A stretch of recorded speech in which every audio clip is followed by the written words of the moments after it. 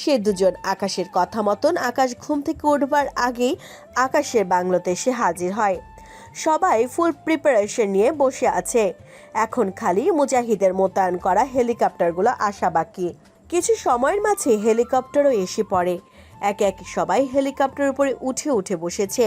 বাকি আছে খালি আকাশ আর অবনী।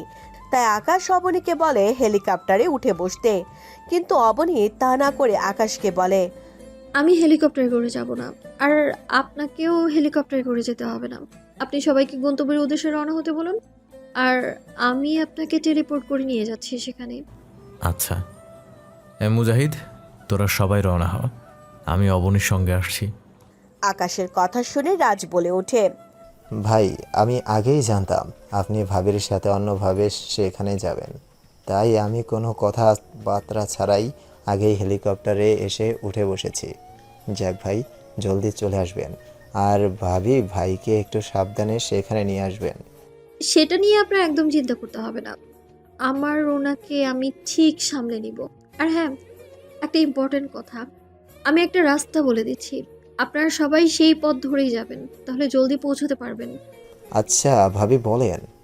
আপনারা উত্তর দিশা ধরে ড্রয়েডে যাবেন, তাহলে সোজা ড্রয়েডের কাছাকাছি একটা জায়গায় গিয়ে পৌঁছবেন। সেখানে পৌঁছে দেখবেন অনেক বড় একটা খালি জায়গা আছে। সেখানে আপনারা হেলিকপ্টার ল্যান্ড করে মিনিট দুয়েক সামনে হাঁটলেই ড্রয়েডের অদৃশ্য দেয়াল দেখতে পাবেন। আমি আর উনি আগ থেকেই সেখানে থাকবো। ঠিক আছে ভাবি, এবার আমরা চললাম। হুম। সবাই ড্রয়েডের উদ্দেশ্যে রওনা হয়। তার ঘণ্টাখানিক বাদে অবনী আকাশকে জড়িয়ে ধরে টেলিপোর্টের মাধ্যমে ড্রয়েডের অদৃশ্য রক্ষা কবচ বা অদৃশ্য সীমানার সামনে যায়। তারা সেখানে কিছু সময় অপেক্ষা করলে বাকিরা অবনীর বলা পথ অনুসরণ করে সেখানে চলে আসে। তারপর অবনী সবাইকে একত্র হতে বলে। সে তার শক্তির মাধ্যমে অদৃশ্য দেয়ালটাকে হাত দিয়ে ছুঁয়ে দেয়, যার ফলে অদৃশ্য দেয়ালটা পুরো গায়েব হয়ে যায়। অদৃশ্য দেয়াল গায়েব হতেই সবাই হুড়হুড় করে ড্রয়েডের ভিতরে যাওয়ার জন্য রওনা হয়। তারা এগোতে এগোতে ড্রয়েডের কাছাকাছি পৌঁছে গিয়েছে। তখনই ড্রয়েডের ভিতর থেকে 25-30 জন বেরিয়ে আসে, আর তাদের পিছন পিছন আরেকটা লোক বেরিয়ে আসে, যার সারা শরীর উজ্জ্বল নক্ষত্রের ন্যায় জ্বলজ্বল করে জ্বলছে, যার চেহারার আকৃতি উজ্জ্বল রশ্মির কারণে মোটেও দেখা যাচ্ছে না। সে লোকটা সবাইকে হুকুম করে আকাশদেরকে মারার জন্য। সবাই সেই লোকটার কথা মতন আকাশদের দিকে তেড়ে ফুঁড়ে আসে সবাইকে শেষ করে দেওয়ার জন্য, যেটা দেখে সবাই ঘাবড়ে যায়। কিন্তু তারা পিছু হাঁটে না, কারণ তারাও প্রিপারেশন নিয়ে এসেছে। তার উপরে তাদের সাথে তো অবনী আছে। সবার বিশ্বাস অবনী তাদের সবাইকে বাঁচিয়ে নিবে। তেড়ে আসা লোকগুলো আকাশদের একদম কাছাকাছি এসে সবাই থেমে যায় আর জোরে জোরে হাসতে আরম্ভ করে, যেটা দেখে আকাশ অবনীকে ইশারায় বলে, তুমি তাদের সবাইকে শেষ করে দেওয়ার লক্ষ্যে সামনে আগাও, আমরাও তোমার সঙ্গে সঙ্গে সামনে আগাচ্ছি। অবনী আকাশের এইরূপ ইশারা পেয়ে তেড়ে আসা লোকগুলোর দিকে এগিয়ে যায়, কিন্তু সে এগিয়ে গিয়ে তাদের কিছুই করে না, বরং সে তাদের কাছে এগিয়ে গিয়ে তাদের দলে ভিড়ে যায়। তারপর সে শব্দ করে হাসতে হাসতে ড্রয়েডের লোকজনদেরকে বলে, এই যে নাও ড্রয়েডবাসী, তোমাদের জন্য সব কয়টা মুরগাকে আমি ধরে নিয়ে এসেছি। এবার তোমরা সবাই মিলে সব কয়টা মুরগার রোস্ট বানাও, আর এমন ভাবে বানাবে যেন তাদের হাড় গরু দেখতে পাওয়া না যায়। মুহূর্তের মধ্যে অবনীর এই মির্জাফরি রূপ দেখে আকাশ এবং বাকি সবার হুঁশ উড়ে যায়। সবাই অবাক দৃষ্টিতে অবনীর দিকে তাকিয়ে আছে। কিরে মাস্তান, কেমন দিলাম তোকে? সেই ছিল না ব্যাপারটা? আমার কাছে তো একদম সেই লেগেছে। জানিস, এই দিনটার জন্য অনেক অপেক্ষা করেছি আমরা সবাই, কিন্তু তুই আমাদের লোকজনকেই তাড়া করে বেরিয়েছিস, আর আজ ফাইনালি সেই দিনটা এসেছে। আকাশ, তুই চিন্তা করিস না।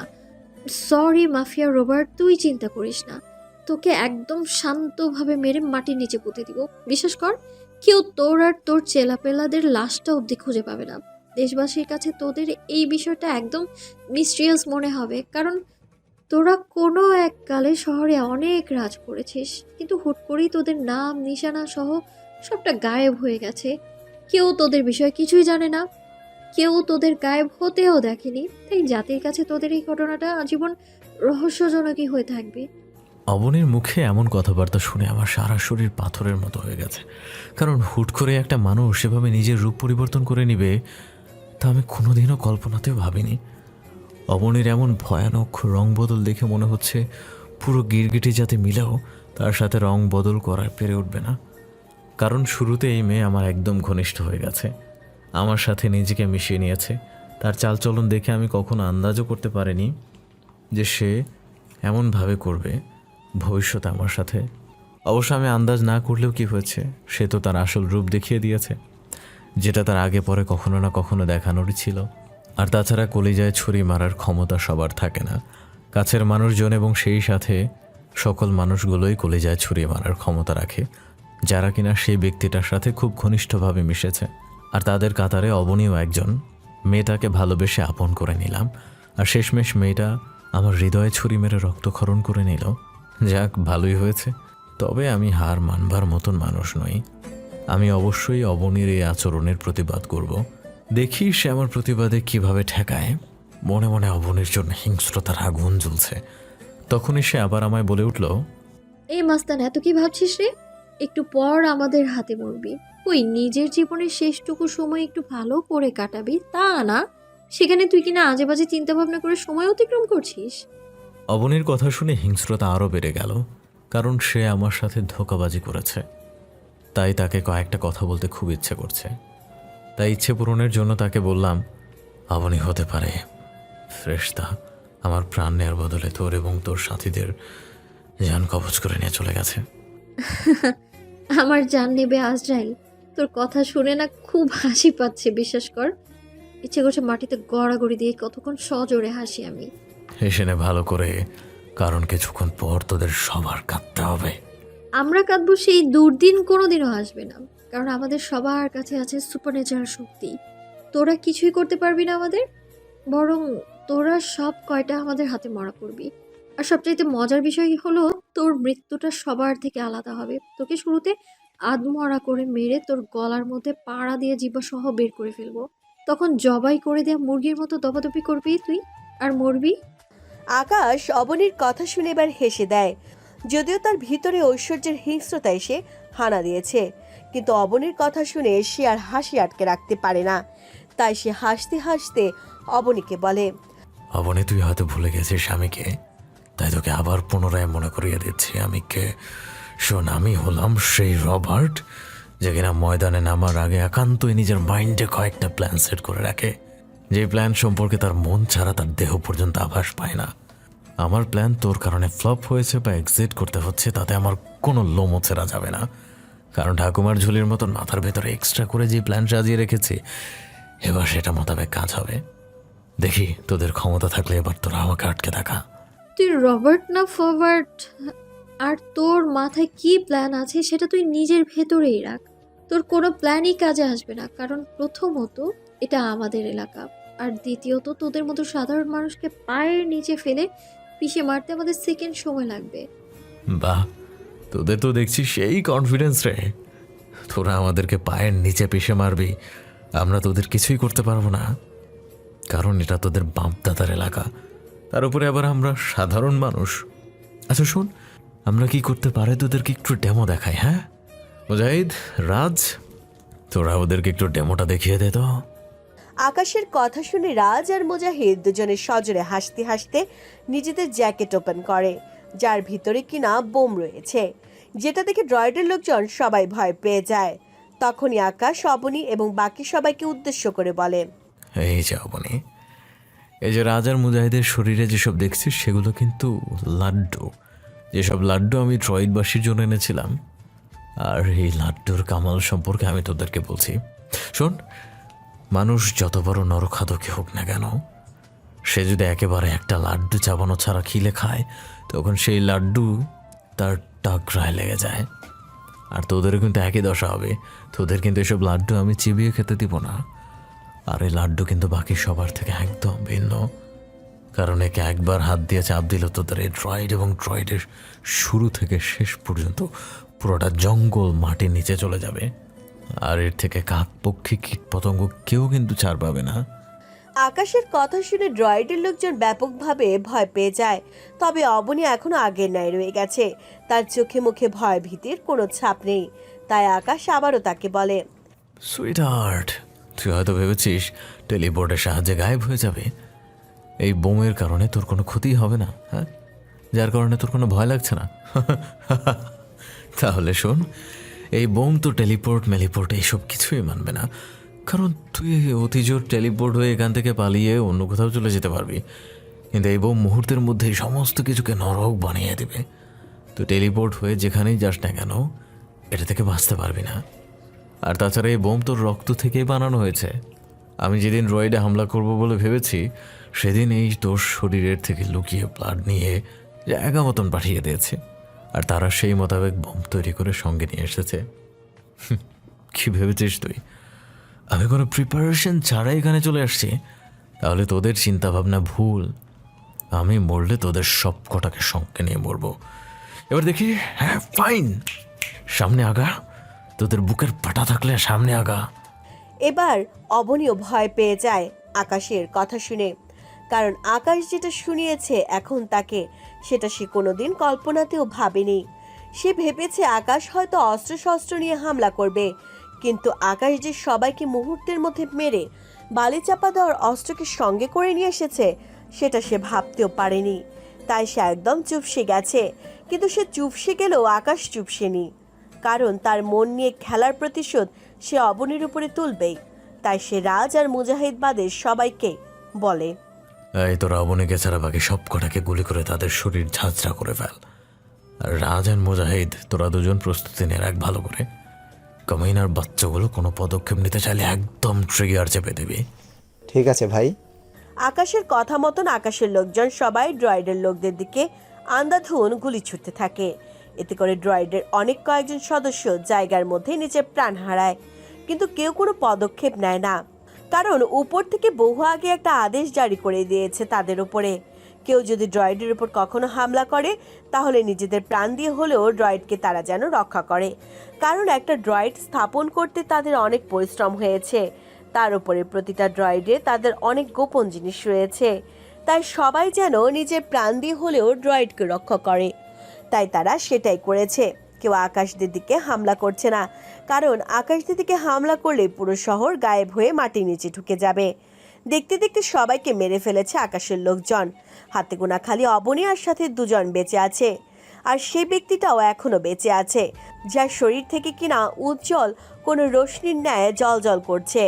আর অবনীর সাথে যে দুজন বেঁচে আছে তাদের এখনো বেঁচে থাকার একমাত্র কারণ হচ্ছে অবনী, কারণ আকাশের লোকজন অবনীর দিকে গুলি ছুড়ে নেই, আর সেই দুজন অবনীর কাছাকাছি ছিল, যার কারণে তারাও বেঁচে গিয়েছে। সবার অন্তিম দেখে আকাশ সবাইকে আদেশ করে থামার জন্য। সবাই আকাশের কথা মতো থেমে গিয়ে গুলি ছোড়া বন্ধ করে দেয়। সবাই থেমে যেতে আকাশ কোনো কথাবার্তা ছাড়া গিয়ে অবনীর সাথে বেঁচে থাকা দুজনকেও গুলি করে মেরে ফেলে। এবার হয়তো অবনীর পালা, আর সেই লোকটাও চুপচাপ একই জায়গায় দাঁড়িয়ে আছে।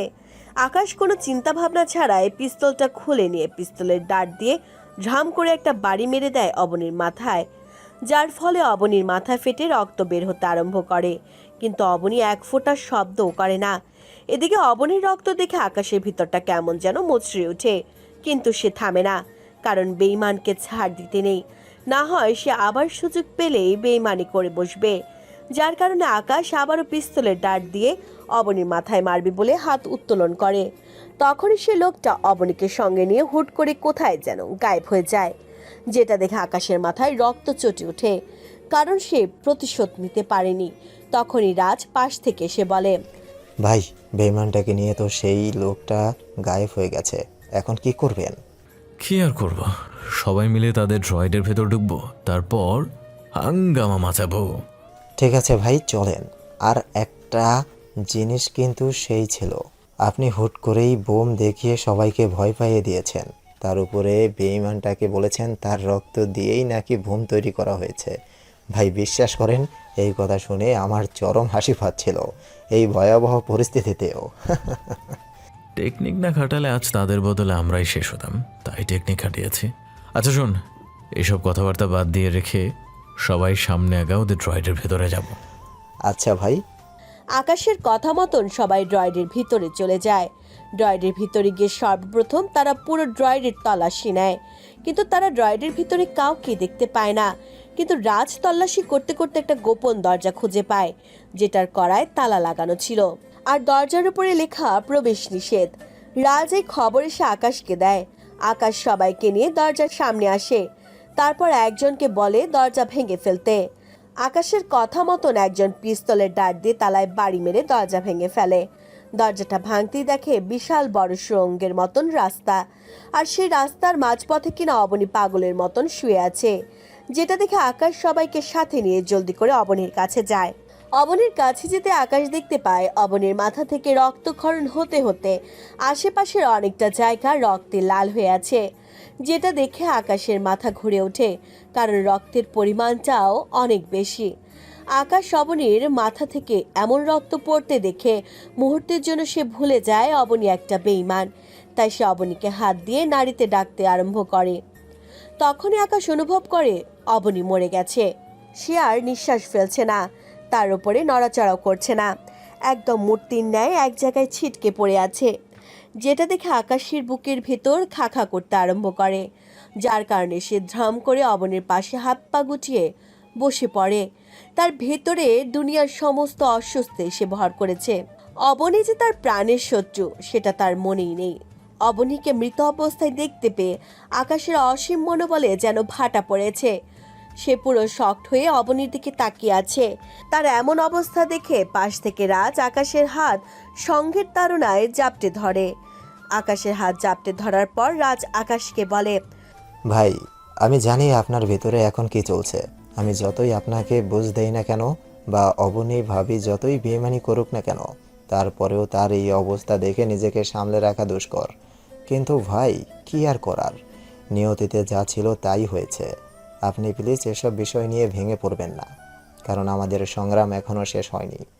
আকাশ রাজের কথার কোনো উত্তর দেয় না, কারণ সে অবনীর মৃতদেহ দেখে হুঁশ জ্ঞান হারিয়ে ফেলেছে। আকাশের চোখ থেকে টলমল করে পানি ঝরছে। আকাশ যে মনের দিক থেকে অনেক শক্ত বা নিষ্ঠুর একটা মানুষ, সেটা সে অবনীর উচ্ছিষ্ট দেহ দেখে ভুলেই গেছে।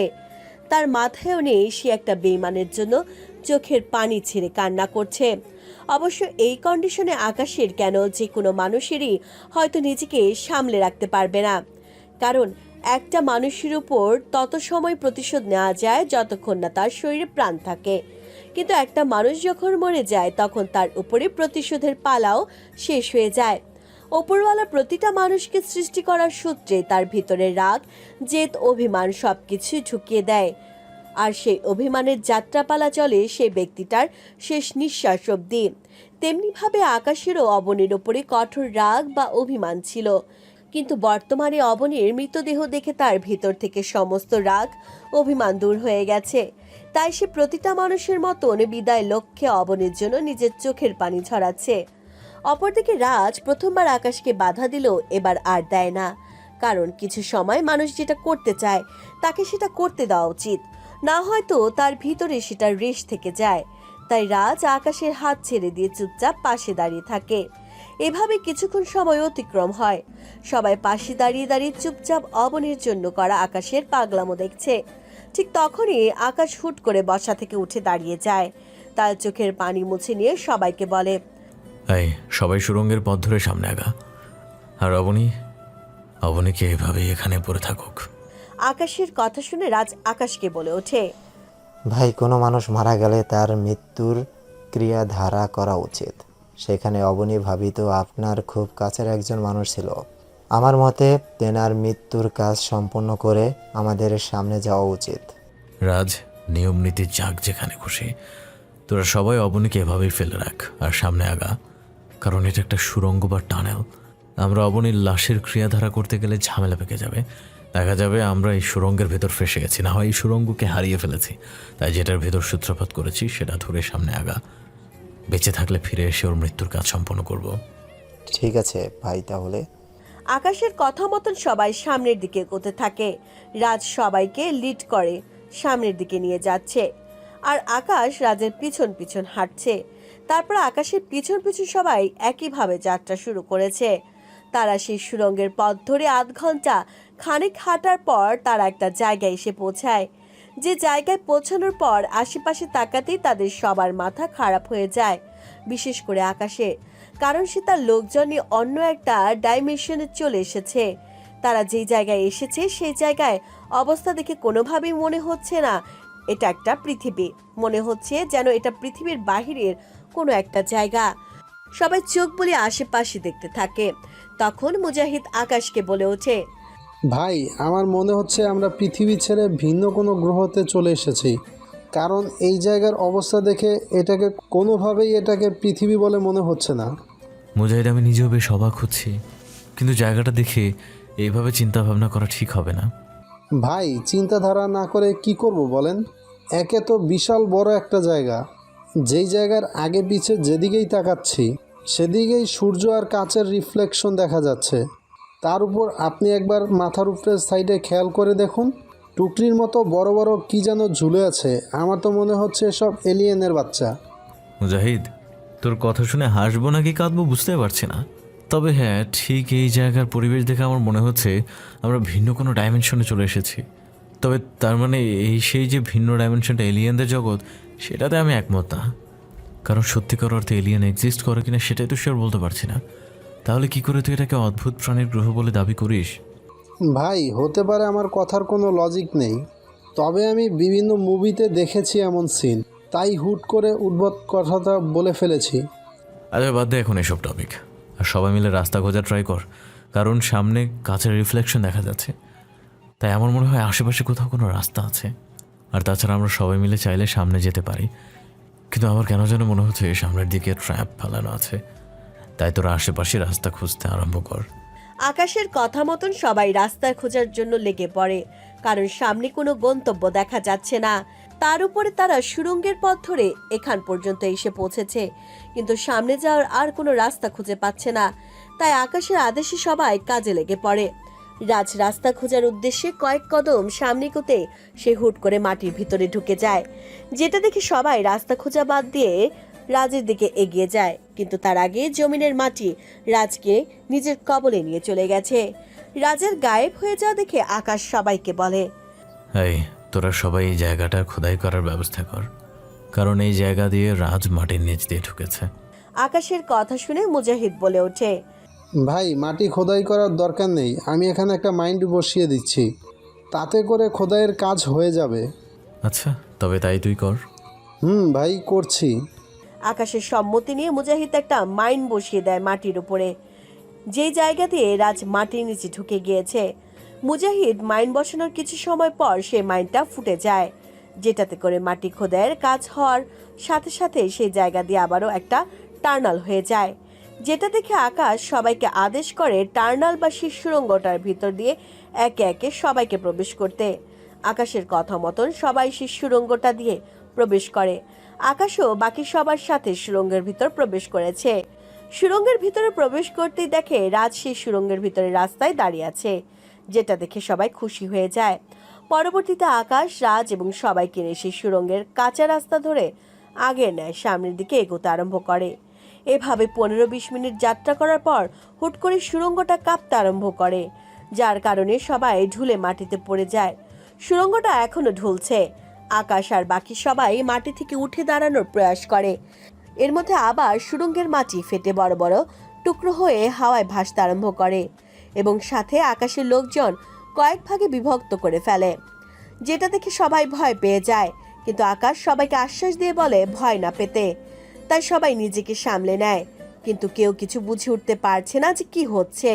তখনই মাটি বড় বড় টুকরোগুলো লিফটের মতন হাওয়ায় ভেসে আকাশের লোকজনকে নিয়ে উপরের দিকে আরোহণ করতে আরম্ভ করে, যেটা দেখে সবাই বুঝে যায় যে মাটির টুকরোগুলো হয়তো কোনো এক ধরনের লিফট। সবাই সেই মাটির টুকরোগুলোতে আরোহণ করে জমিনের উপরে এসে পৌঁছেছে। জমিনের উপরে পৌঁছতেই সবাই আবারও অবাক হয়ে যায়। তবে আগের বারের চাইতে এবার আরো বেশি অবাক হয় সবাই, কারণ তারা সুড়ঙ্গের ভিতর থেকে মাটির লিফটের সাহায্যে বিশাল বড় একটা সায়েন্স ল্যাবে এসে পৌঁছেছে, যে সায়েন্স ল্যাবের কোনো পরিসীমা দেখা যাচ্ছে না। মনে হচ্ছে যেন এটা কোনো সায়েন্স ল্যাব না, এটা যেন একটা অন্য দুনিয়া। কারণ না দেখা যাচ্ছে কোনো গাছপালা, না দেখা যাচ্ছে আকাশ, আর না দেখা যাচ্ছে সূর্য। তবে তার চাইতেও আশ্চর্যজনক বিষয় হলো তাদের চোখের সামনে অনেক বড় বড় যন্ত্রপাতি দেখতে পাচ্ছে তারা। আর একদল লোক তাদের থেকে কিছুটা দূরে ডক্টরের পোশাক আশাক পরিধান করে এদিক সেদিক ঘুরঘুর করছে।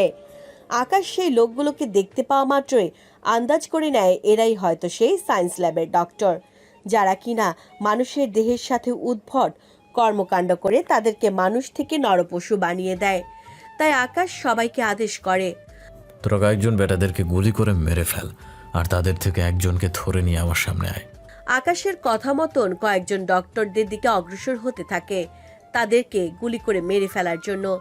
এমন সময় মাঝপথে কয়েকজন লোক অদৃশ্য থেকে তাদের সামনে অ্যাডজাস্ট করে, যেটা দেখে তারা আর সামনে এগোয় না। আর আগাবে কি করে, তাদের পথ যে আটকে দিয়েছে। সে অদৃশ্য লোকগুলো অ্যাডজাস্ট করা মাত্রই আকাশের লোকজনের উপর চাবুকের মতন এক জাতীয় কিছু একটা দিয়ে আঘাত করতে আরম্ভ করে, যার ফলে আকাশের পাঠানো লোকজনের থেকে অনেক কয়েকজনের হাতের কবজি থেকে আলাদা হয়ে যায়, কারণ তারা যেটা দিয়ে আঘাত করেছে তার মধ্যে বিদ্যুৎ রয়েছে। আকাশ তার লোকজনদের এই অবস্থা দেখে তার মাথা পুরো বিগড়ে যায়। তাই সে বাকিদেরকে এখানে থাকতে বলে সে গুলি হাতে নিয়ে একাই অদৃশ্য থেকে হুট করে অ্যাডজাস্ট করা লোকগুলোর দিকে এগোতে থাকে, তাদেরকে মারবে বলে। আকাশের এগোনো দেখে অপর পাশের লোকজনও আকাশের দিকে এগিয়ে আসে তাকে মারার জন্য, কিন্তু অদ্ভুতভাবে সে লোকগুলো আকাশের কিছুটা সামনে এগিয়ে এসে তারা আবার পিছাতে শুরু করে। আকাশ তাদের এরূপ আচরণে কারোর উপস্থিতি উপলব্ধি করে সজোরে হাসতে আরম্ভ করে। কিরে হনুমানের দল, তোরা আমাকে মারা বাদ দিয়ে রেখে পিছিয়ে যাচ্ছিস কেন? তোরা তো বলিস মানুষদেরকে পায়ের নিচে কুচলা মারিস, তাহলে এখন আমাকে দেখে পিছিয়ে যাচ্ছিস কেন? হায় মার। আকাশের কথায় তারা আরো দ্রুত পিছিয়ে যেতে থাকে।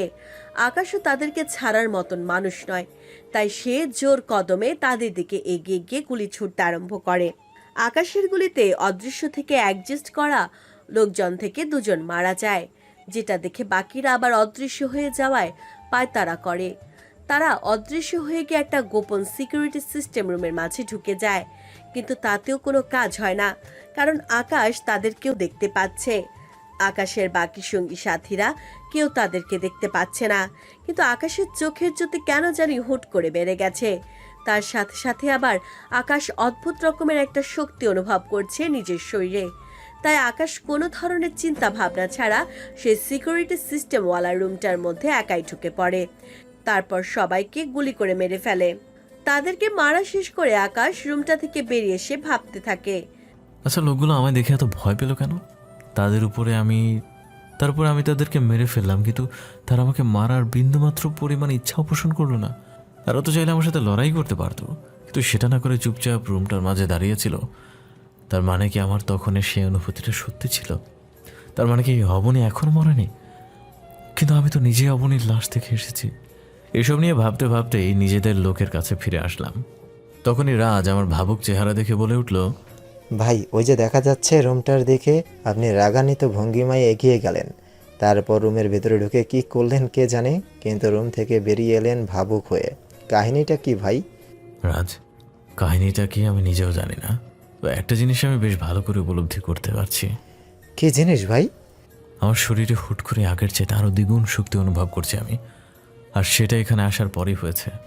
ভাই, আমার মনে হয় অবনী ভাবির কোনো হাত আছে এর পেছনে।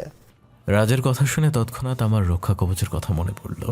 অবনীর সেই রক্ষা কবচ, যেটি একটি টুলস হিসেবে ব্যবহার করা হয়, আমাকে অনেক কিছু থেকে বাঁচিয়েছে। কিন্তু বর্তমানে আমি যে শক্তিটা অনুভব করছি সেটার কোনো রহস্য খুঁজে পাচ্ছি না। ধুর ছাতার মাথা, এখন আর এসব নিয়ে একদম ভাববো না। এখন কাজ হচ্ছে বাকি সবাইকে খুঁজে বের করা, বিশেষ করে ড্রয়েডের সে আসল ক্রিমিনালটাকে। এই তোরা সবাই আমার সাথে চল, ড্রয়েডের আসল ক্রিমিনালটাকে খুঁজে বের করতে হবে। তারপর আকাশ সবাইকে সঙ্গে নিয়ে সামনের দিকে এগোতে থাকে। সায়েন্স ল্যাবটা বিশাল বড়, তার সামনের দিকে কিছুটা পথ এগিয়ে যেতেই তাদের পথে আবার বাধা হয়ে দাঁড়ায় অদৃশ্য একটা দেয়াল। আকাশের সঙ্গী সাথী সবাই সেই দেয়ালটাকে ভেদ করে সামনের দিকে এগিয়ে যাওয়ার লক্ষ্যে তার দিকে আন্ধাধুন গুলি ছুটতে থাকে, কিন্তু তাতে সেই দেয়ালে কিছুই হয় না, বরং তাদের গুলির বুলেটগুলোই খামোখা ওয়েস্ট হয়। তাই আকাশ সবাইকে গুলি ছুটতে না করে সে দেয়ালের একদম কাছাকাছি গিয়ে দাঁড়ায়। পরবর্তীতে দেয়ালের কাছে দাঁড়িয়ে কিছুটা সময় চিন্তা ভাবনা করে যে কি করে এই দেয়াল ভেদ করে সামনে যাওয়া যায়, কিন্তু সে দেয়াল ভেদ করে সামনে যাওয়ার কোনো রাস্তায় খুঁজে পায় না, যার কারণে সে ব্যর্থতা স্বীকার করে সে দেয়ালের মাঝে সজোরে একটা ঘুষি মারে। ঘুষি মারার পরক্ষণে দেয়ালটা ভেঙে কাচের টুকরোর মতন চুরমার হয়ে যায়, যেটা দেখে আকাশ এবং বাকি সবাই খুশি হয়ে যায়। রাজ তো খুশি ধরে রাখতে না পেরে আকাশকে বলে বসে, ভাই আপনি সত্যি একটা জিনিস। আপনার সাথে সম্পর্ক না হলে কখনোই আপনার সম্পর্কে জানতেই পারতাম না।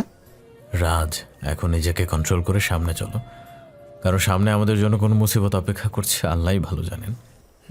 ভাই চলেন। আকাশের কথায় সবাই সে অদৃশ্য দেয়ালের গণ্ডি পেরিয়ে সামনে যাওয়ার জন্য অগ্রসর হয়। তারা অদৃশ্য দেয়ালের গণ্ডি পেরিয়ে 2-1 কদম সামনে যেতেই দেখতে পায় তারা প্রথমে যে কাচের ডাইমেনশনে চলে এসেছে, যে ডাইমেনশন তারা অতিক্রম করে এই সায়েন্স ল্যাবে এসেছে। তবে এবার কাচের মধ্যে সূর্যের কোনো রিফ্লেকশন নেই, আর তাদের সামনে কয়েকশো মানুষ দাঁড়িয়ে আছে, যাদের শরীরের গঠন আর অঙ্গভঙ্গি দেখে আকাশ এবং বাকি সবার বুঝতে বাকি নেই যে এরা সবাই ড্রয়েডের সৈন্য সেনা, যেটা দেখে সবাই ভয় পেয়ে যায়। কিন্তু আকাশ সবাইকে শান্ত থাকতে বলে, বড় 2টা অস্ত্র হাতে নিয়ে তাদের দিকে একাই এগিয়ে যায়। আকাশের এগিয়ে যাওয়া দেখে ড্রয়েডের লোকজন সবাই একত্রে মিলে আকাশের দিকে এগিয়ে আসে, আর ঠিক তখনই আকাশের চারপাশে একটা অদ্ভুত শিল্ড হয়ে যায়, যেটা দেখে ড্রয়েডের লোকজন কেউ আর সামনে এগোবার মতন দুঃসাহস করে না। কিন্তু আকাশ সামনে এগোনো বন্ধ করে না, সে ড্রয়েডের লোকজনের একদম নিকটবর্তী হয়ে সবার দিকে গুলি ছুটতে আরম্ভ করে, যার ফলে ড্রয়েডের লোকজন থেকে কয়েকজন মুহূর্তের মাঝেই নিজের শেষ নিঃশ্বাস ত্যাগ করে। কিন্তু গুলি ছোড়ার এক পর্যায়ে আকাশের গুলির বুলেট খতম হয়ে যায়, যার ফলে সে রাজকে বলে আরো 2টো গুলি তাকে দিয়ে যেতে। রাজ আকাশের কথা মতন আরো 2টো গুলি নিয়ে আকাশের হাতে দেয়। আকাশ গুলি 2টো হাতে নিয়ে আবারও গুলি করতে যাবে, তখনই সে কক্ষের চারপাশে কাছ থেকে ভয়ানক সূর্যের রিফ্লেকশন শুরু হয়ে যায়, কারণ আকাশ এবং বাকি সবাই সাময়িকের জন্য ব্লাইন্ড হয়ে যায়।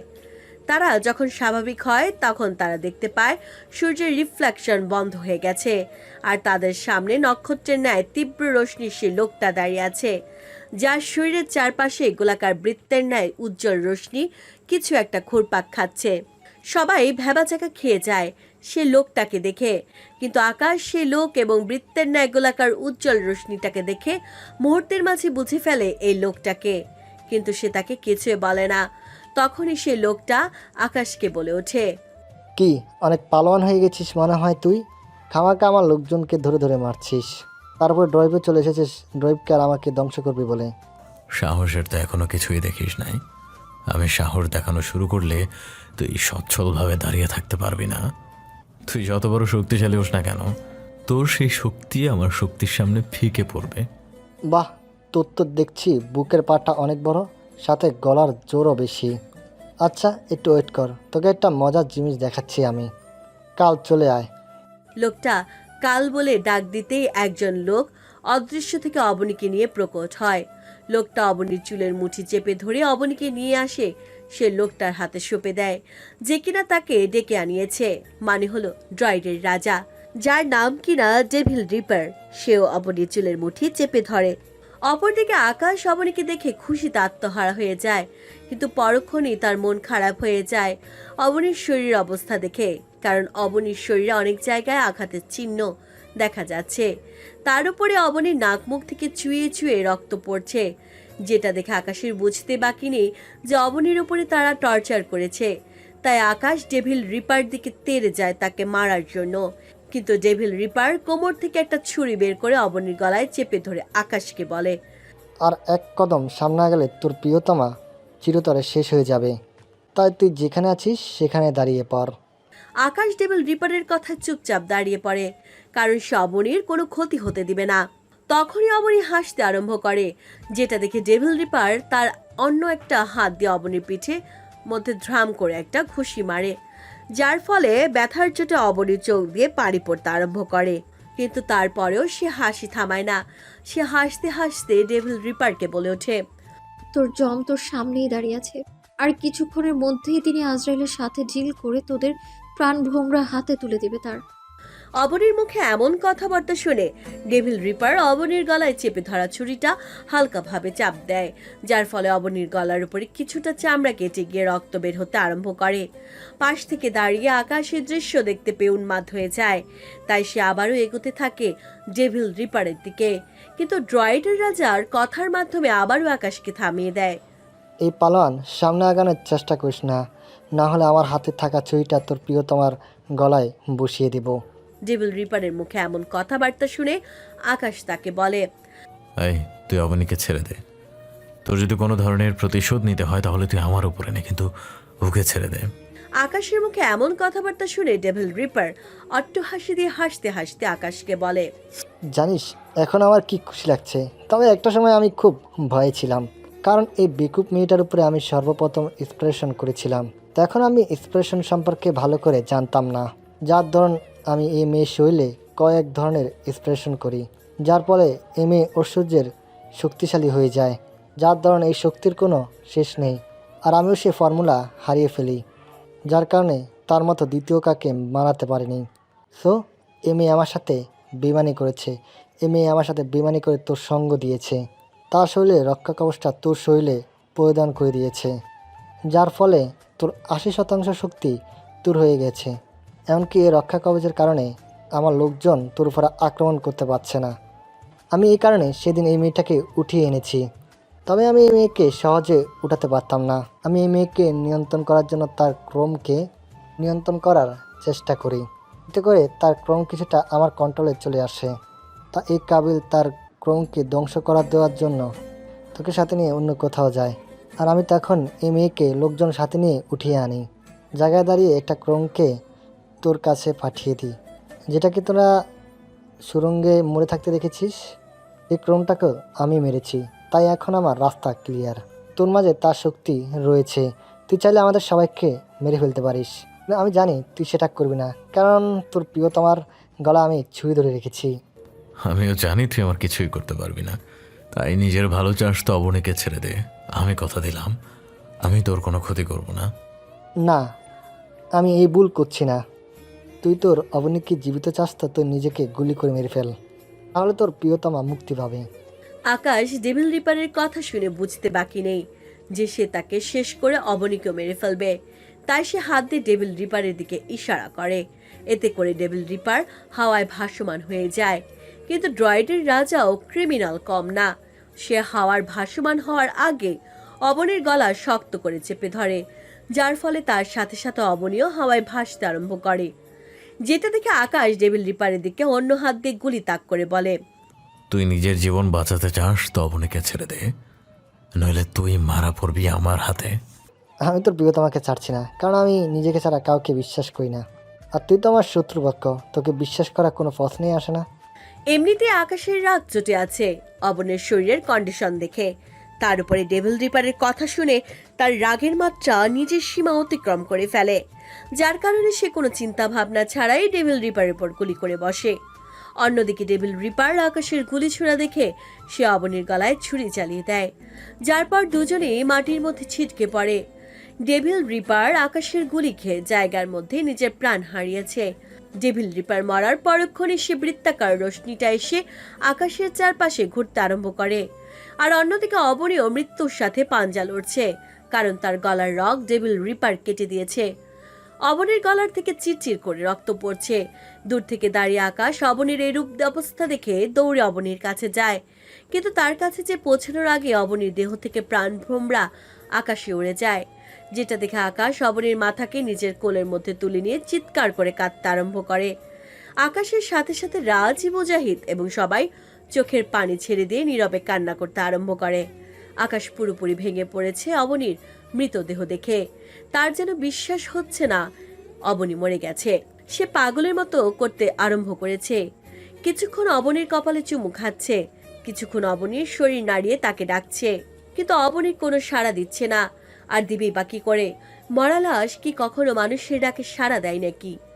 অবনীর কোনো সারা শব্দ না পেয়ে আকাশ আরো মাতলামি করতে আরম্ভ করে। তখনই অদৃশ্য থেকে অবনী বলে ওঠে, প্রিয়, ভেঙে পড়লে চলবে না আপনাকে এখন, কারণ আপনি এখন ড্রয়েডের রাজা। আপনার লোকজনের সাথে সাথে ড্রয়েডের সমস্ত সৈন্য এখন আপনার প্রজা। তাই আপনি নিজেকে শক্ত করে নিন, আর আমার জন্য একদম কাঁদবেন না, কারণ আমার সমাপ্তি ঘটে গেছে। আমি চাইলেও আর ফিরে আসতে পারবো না। তাই আমার জন্যে আর চোখের পানি না ফেলে নিজেকে শক্ত করে নিন। আমি সর্বদা আপনার সাথে আছি। চললাম প্রিয়। উপরোক্ত কথাগুলো বলার পরে অদৃশ্য থেকে অবনী কথা বলা বন্ধ করে দেয়। অন্যদিকে আকাশ অবনীর কথা শুনে নিজেকে সামলে নেওয়ার চেষ্টা করলেও সে নিজেকে সামলে নিতে পারে না, বরং সে আরো ভেঙে পড়ে। আর সে এতটাই ভেঙে পড়ে যার ফলে সেও মরা লাশের মতন মাটিতে শুয়ে পড়ে, যেটা দেখে আকাশের লোকজন সবাই মিলে দৌড়ে এসে আকাশকে ডাকাডাকি করতে থাকে। কিন্তু তারা আকাশকে হাজার ডাকাডাকি করার পরেও আকাশ কোনো রেসপন্স করে না। হয়তো সেও পাড়ি জমিয়েছে অবনীর সাথে পরপারে।